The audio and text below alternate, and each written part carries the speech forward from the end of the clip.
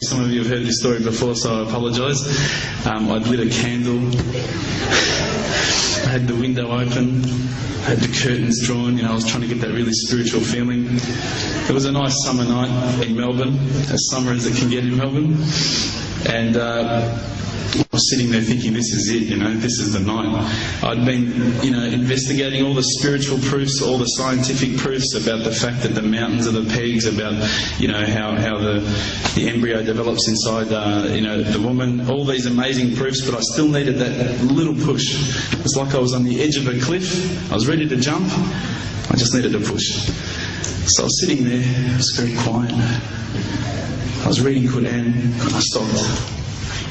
I said, Allah, this is my moment. This is the time I'm about to jump into Islam. All I need is just a sign.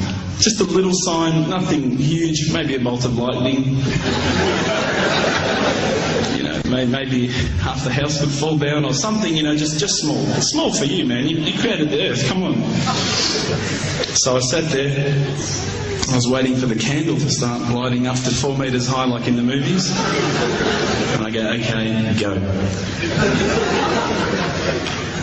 And subhanAllah, nothing. Absolutely nothing happened. I was really disappointed, to be honest. So I sat there and I said, Allah, this is your chance.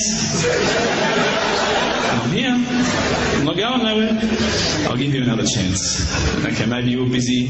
I know it's daytime over the other side of the world. There's a whole lot of stuff going on. Maybe this time it could just be like a car backfiring. Something small. All right, half the house, the candle. Let's forget that. A bird could fart outside. I don't care. Just anything. So I said, okay, go. And subhanAllah, absolutely nothing happened. And I mean, I couldn't have even said, oh, that was it.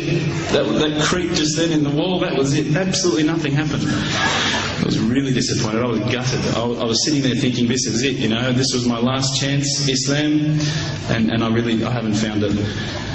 I pulled back the Quran, I turned back to where I was reading. SubhanAllah, the very next verse on the next page, for those of you who ask for signs, have we not shown you enough already? Look around you, look at the stars, look at the sun, look at water.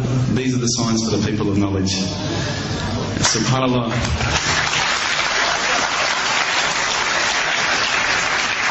I threw the doona over my head and I pretended I was asleep. I was that scared because I couldn't believe how arrogant I'd been to want my own specific sign when all the signs had been there for me all along. The fact that we have this world, the fact that there is this creation, these are the signs for all of us. The next day I decided this is it, I'm becoming a Muslim.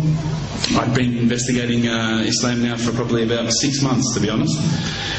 I went in and I said to myself, this is it, I'm going to make shahada. I had no idea what I had to say, I had no idea what the words were. It was probably close to Isha prayer, so it would have been, 7, 8 o'clock at night. I went in and I couldn't believe it, there was about 1,000 people at the mosque. I thought, subhanAllah, look at this religion. Look at how strong they are. It was the first night of Ramadan.